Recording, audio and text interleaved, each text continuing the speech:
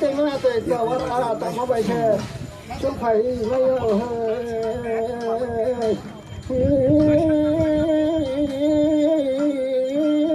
tình là tuyệt vời, tao có bài nói không phải bông sôi rồi, chúng tôi đều sao nó don't tốt thế thành nhà thôi. Sao con nó không là tuổi nhà thôi, tình là đã tao sao nó bài xe chúng tôi không phải nè.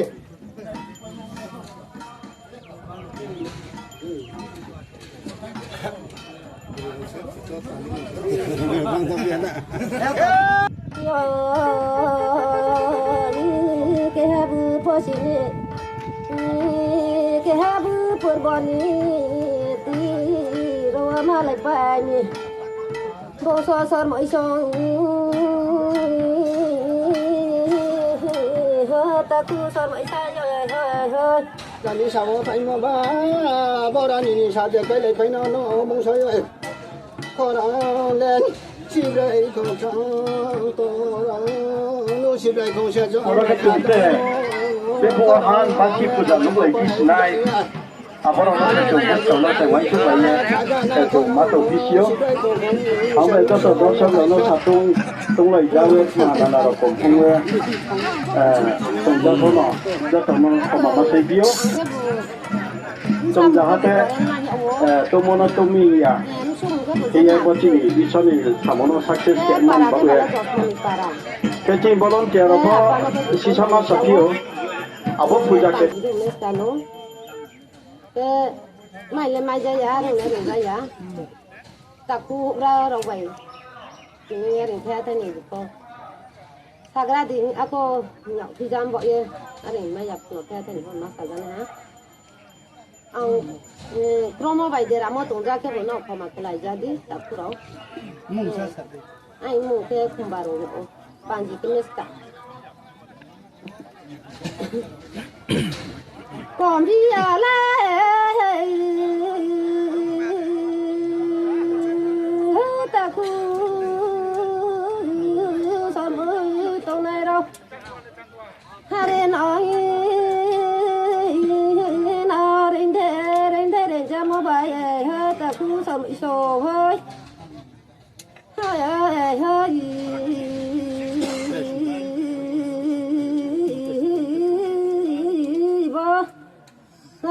rồi lê thì không rồi mà lê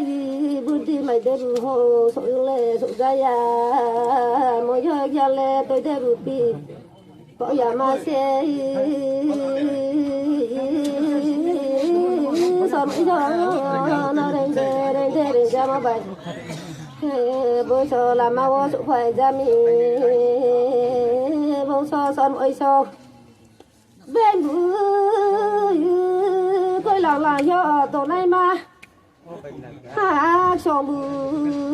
coi là chỉ số yêu tổ này mà ra gạo bên bù coi là số yêu tổ này mà ra gạo thì sao mấy sao vậy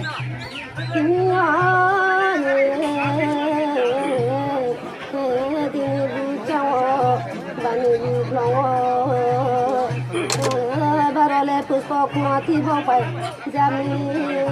bo sa san oi to nai đâu vậy to le to nang ya do thare nang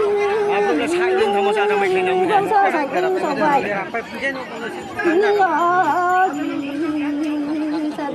sa de na ma sa thắc na bo so so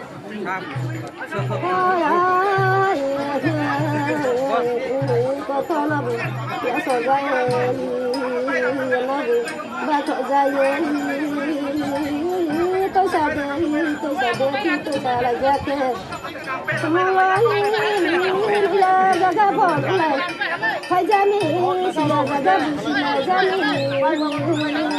là sao là sao phải sao là sao con bay thang bu tí đèn khăm kia về tin là gì ngó bay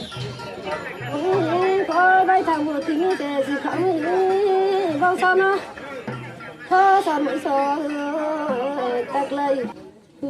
mà lại để khali po bờ đây mà lại bẹ này bao sao sao mũi sao còn khi giờ lê hơi ra ra vì nào tóc theo nhưng mà tóc theo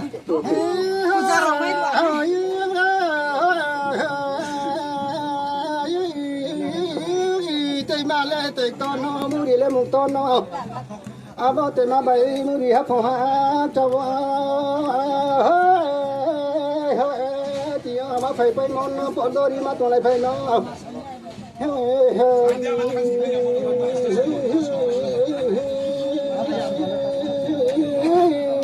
hôm nào phải có chỉ懂nó chú nó số có bùa tăng nó cho cho đình ra sắc cả sẽ cho thông ra phong xin cho đình ra thông thiên an đấy han bởi nó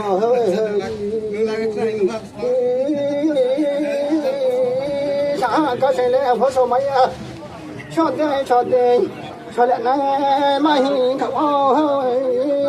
nó vui đi non đi nhà bố tên mà non đi nè chỉ nên là tên mà bài vui đi là cũng học trò tôi lấy tôi cho món nó tôi bảo thầy sao đây có đi rồi sao thằng nó tôi bảo thầy sao đây có đi mà nó đúng phải tôi bài ra ra ta hơi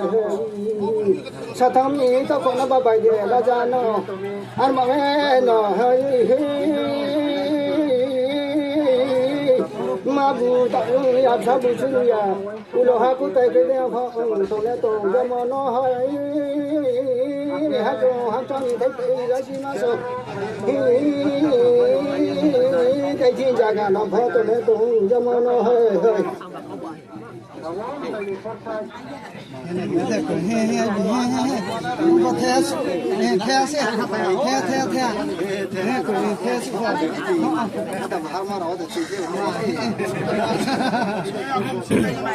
cái gì đó nó cái này mà mày chọn này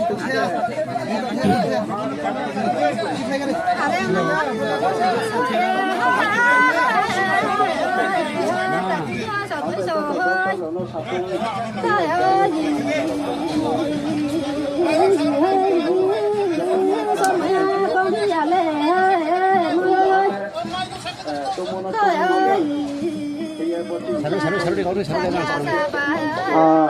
cameraman đó para photo tung tung rồi nó mà cả bao isi tay mà nó photo ta tới sao đi isi tay mà nó photo ta tới sao đi người YouTuber nó phá cả bao mong là rồi isi tay mà nó camera kriya mà tin kết ta này có isi tay mà nó photo ta tới sao đi video photo kết thôi video photo tao đi isi tay mà nó video photo kết đi photo tới sao đi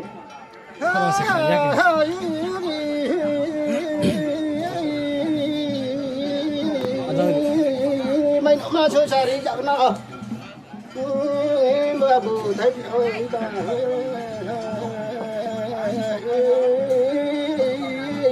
mày nó mà chơi xài đi chợ nó hơi mưa bù thấy ra hiện nó hơi nó ya nó thế cô là hiện nó hơi mua thằng nhà cái bù đi cả mà hình để kia hơi ai bảo đây là bao phô thịt vào là đi phong nó thôi mà hình này mi sẽ đi sao thì là bác sĩ công nó ông phó đúng thầy ca mày thầy ca bảy cùng dân gia đình suy tổng đi sao ban trong xe mà suy là cái đây có buổi nó nương xả bao có lẽ có buổi nó ta khu sòn bị sai ơi